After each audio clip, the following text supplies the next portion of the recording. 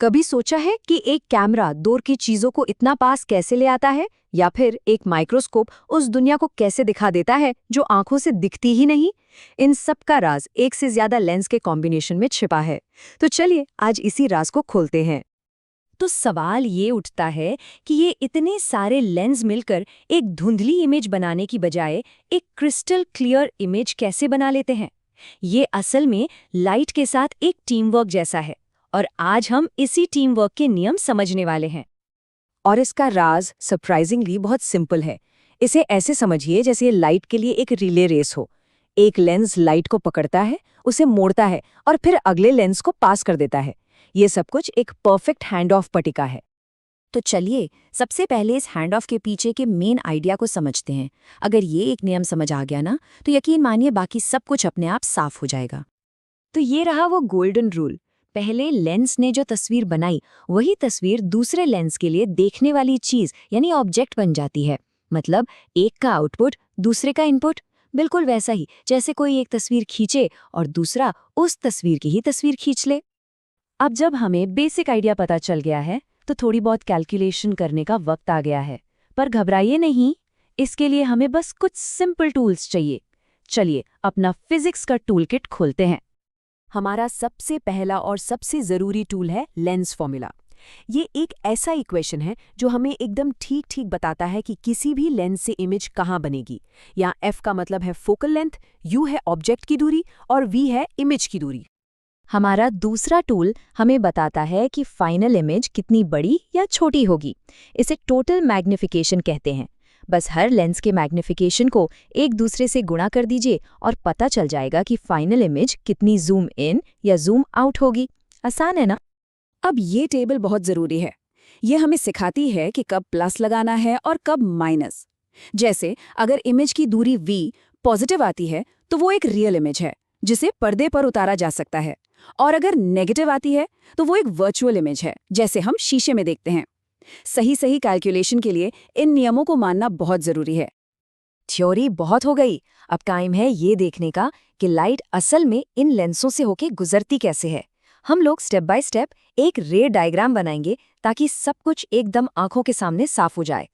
Process को 3 आसान steps में बांटते हैं। पहला, पता लगाइए कि पहले लेंस से इमेज कहाँ बन रही है। दूसरा, उस इमेज को दूसरे लेंस के लिए एक नया ऑब्जेक्ट मान लीजिए। और तीसरा, उस नए ऑब्जेक्ट से फाइनल इमेज कहाँ बन रही है ये पता लगाइए। लग रहा है ना बिल्कुल रिले रेस जैसा?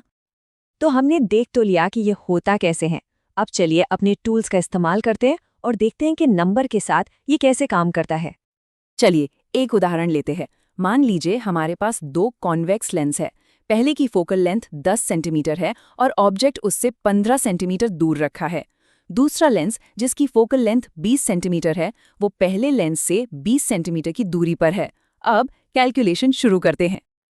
ठीक है, तो पहले लेंस के लिए लेंस फॉर्मूला लगाते हैं। 1/v1 बराबर है 1/ फोकल लेंथ जो कि 10 है माइनस 1/ ऑब्जेक्ट की दूरी जो 15 है। इसे सॉल्व करने पर हमें पहले लेंस से इमेज की दूरी मिलती है 30 सेंटीमीटर। अब ध्यान दीजिए, ये एक पॉजिटिव नंबर है जिसका मतलब है ये एक रियल इमेज है, एक ऐसी इमेज जिससे आप किसी स्क्रीन पर प्रोजेक्ट कर सकते हैं। अब आता है सबसे ज़रूरी हिस्सा। हमारी पहली इमेज बनी 30 सेंटीमीटर पर और दूसरा लेंस रखा है 20 सेंटीमीटर पर। तो दूसरे लेंस के लिए ऑब्जेक्ट की दूरी क्या होगी? वो होगी इन दोनों के बीच की दूरी। तो 30 में से 20 घटाया और हमें मिला 10 सेंटीमीटर। ये है दूसरे लेंस के लिए हमारा नया ऑब्जेक्ट डिस्टेंस। चलिए अब यही फॉर्मूला दूसरे लेंस के लिए इस्तेमाल करते हैं। 1/v2 बराबर होगा 1/ इसकी फोकल लेंथ यानी 20 माइनस 1/ इसका नया ऑब्जेक्ट डिस्टेंस जो कि 10 है। और हमारा फाइनल जवाब है -20 सेंटीमीटर। ये जो माइनस का साइन है ना, ये बहुत ज़रूरी है। ये हमें बताता है कि जो फाइनल इमेज बनी है वो वर्चुअल है। मतलब इसे पर्दे पर नहीं बनाया जा सकता, लेकिन लेंस से झांकने पर ये दिखाई देगी। बहुत बढ़िया काम। हमने अभी एक कंबाइंड लेंस सिस्टम को एनालाइज किया है।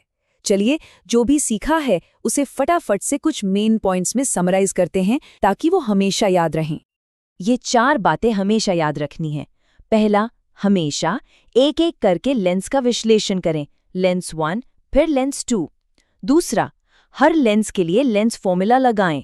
तीसरा, टोटल जूम के लिए दोनों मैग्निफिकेशंस को गुणा करें। और सबसे जरूरी चौथा, प्लस और माइनस के नियमों को यानी साइन कन्वेंशंस को हमेशा डबल चेक करें। अगर इस पूरे डिस्कशन में से सिर्फ एक बात याद रखनी हो तो वो ये है, ये एक लाइन कंबाइंड लेंसेज के काम करने के तरीके का पूरा सार है।